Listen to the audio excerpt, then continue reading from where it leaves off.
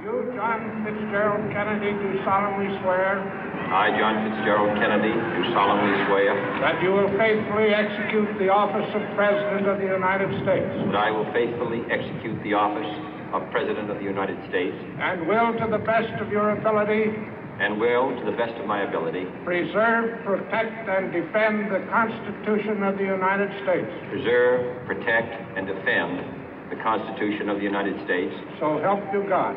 So help me God.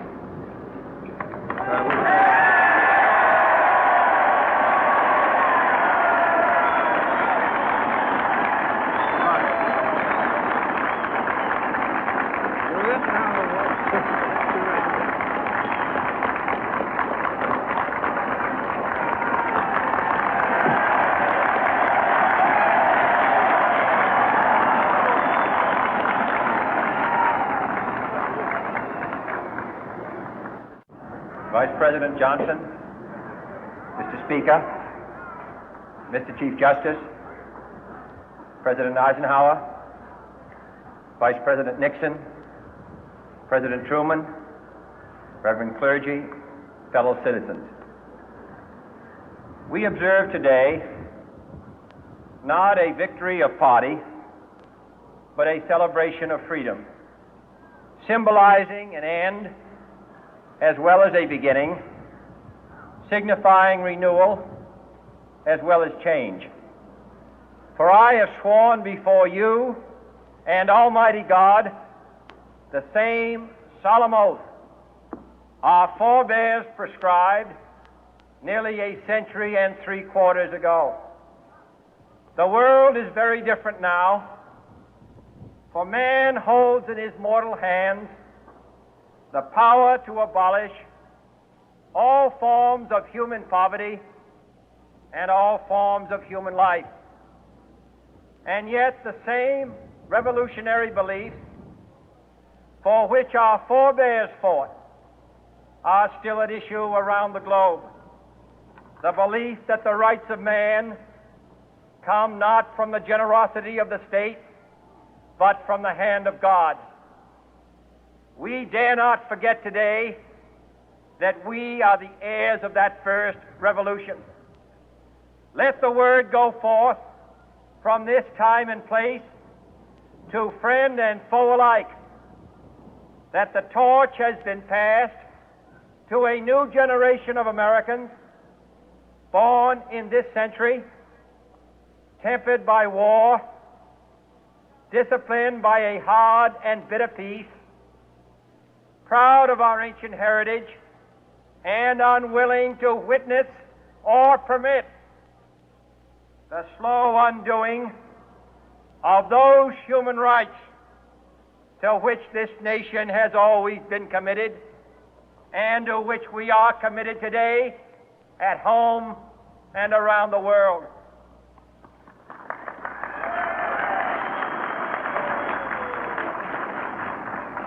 Let every nation know, whether it wishes us well or ill, that we shall pay any price, bear any burden, meet any hardship, support any friend, oppose any foe to assure the survival and the success of liberty.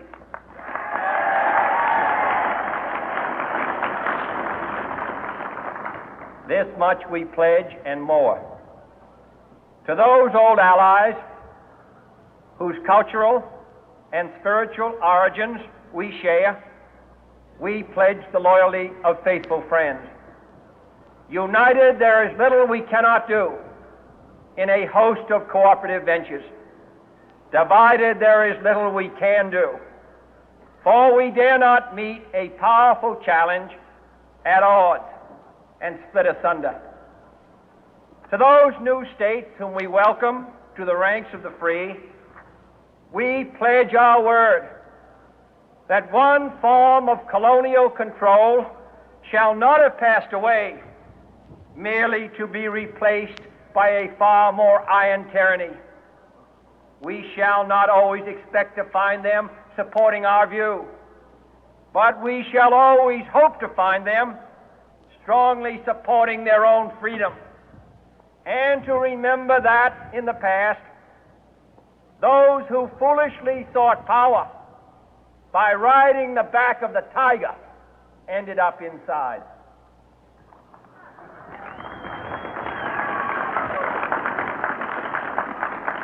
To those people in the huts and villages of half the globe struggling to break the bonds of mass misery, we pledge our best efforts to help them help themselves for whatever period is required, not because the communists may be doing it, not because we seek their votes, but because it is right.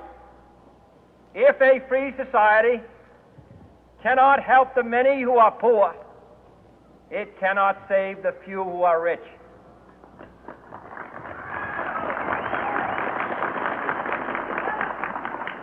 To our sister republics south of our border, we offer a special pledge to convert our good words into good deeds, in a new alliance for progress, to assist free men and free governments in casting off the chains of poverty. But this peaceful revolution of hope cannot become the prey of hostile powers. Let all our neighbors know that we shall join with them to oppose aggression or subversion anywhere in the Americas. And let every other power know that this hemisphere intends to remain the master of its own house.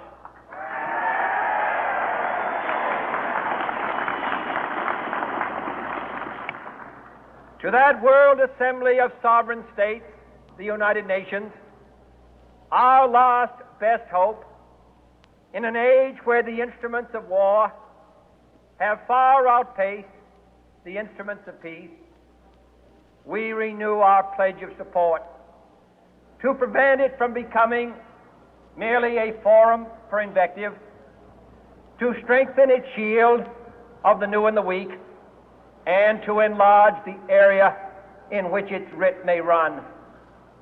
Finally, to those nations who would make themselves our adversary, we offer not a pledge, but a request that both sides begin anew the quest for peace. Before the dark powers of destruction, unleashed by science, engulf all humanity in planned or accidental self-destruction, we dare not tempt them with weakness, for only when our arms are sufficient beyond doubt can we be certain beyond doubt that they will never be employed. But neither can two great and powerful groups of nations take comfort from our present course, both sides overburdened by the cost of modern weapons, both rightly alarmed by the steady spread of the deadly atom, yet both racing to alter that uncertain balance of terror that stays the hand of mankind's final war.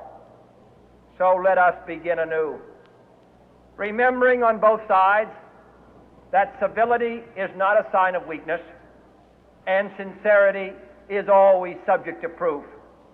Let us never negotiate out of fear, but let us never fear to negotiate.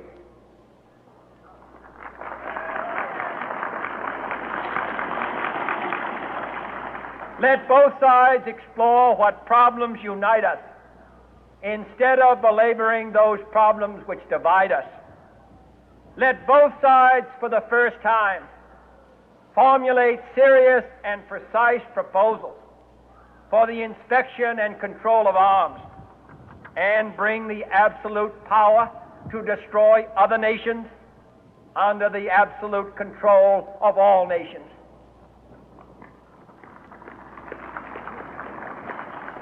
Let both sides seek to invoke the wonders of science instead of its terrors. Together, let us explore the stars, conquer the deserts, eradicate disease, tap the ocean depth, and encourage the arts and commerce. Let both sides unite to heed in all corners of the earth the command of Isaiah to undo the heavy burden and let the oppressed go free. And if a beachhead of cooperation may push back the jungle of suspicion, let both sides join in creating a new endeavor, not a new balance of power, but a new world of law, where the strong are just and the weak secure and the peace preserved.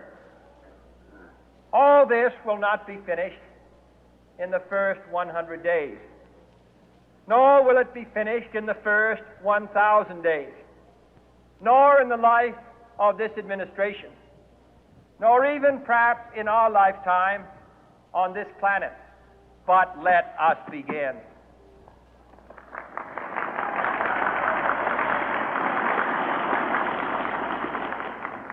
In your hands, my fellow citizens, more than mine, will rest the final success or failure of our course.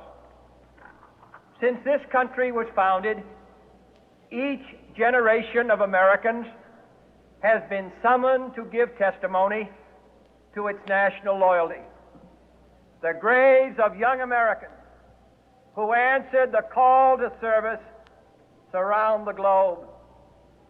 Now the trumpet summons us again, not as a call to bear arms, though arms we need, not as a call to battle, though in battle we are, but a call to bear the burden of a long twilight struggle, year in and year out, rejoicing in hope, patient in tribulation, a struggle against the common enemies of man, tyranny, poverty, disease, and war itself.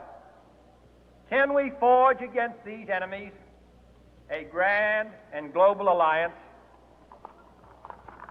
north and south, east and west, that can assure a more fruitful life for all mankind? Will you join in that historic effort?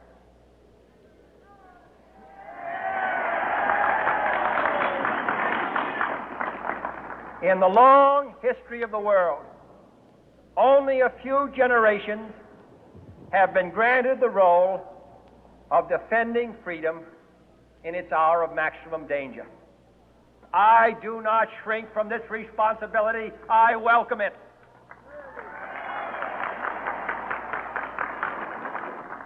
I do not believe that any of us would exchange places with any other people or any other generation. The energy, the faith, the devotion which we bring to this endeavor will light our country and all who serve it. And the glow from that fire can truly light the world. And so, my fellow Americans, ask not what your country can do for you. Ask what you can do for your country.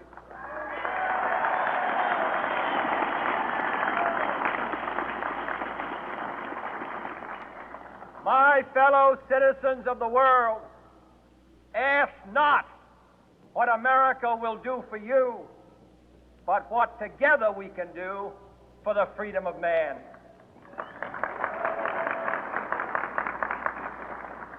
Finally, whether you are citizens of America or citizens of the world, ask of us here the same high standards of strength and sacrifice which we ask of you.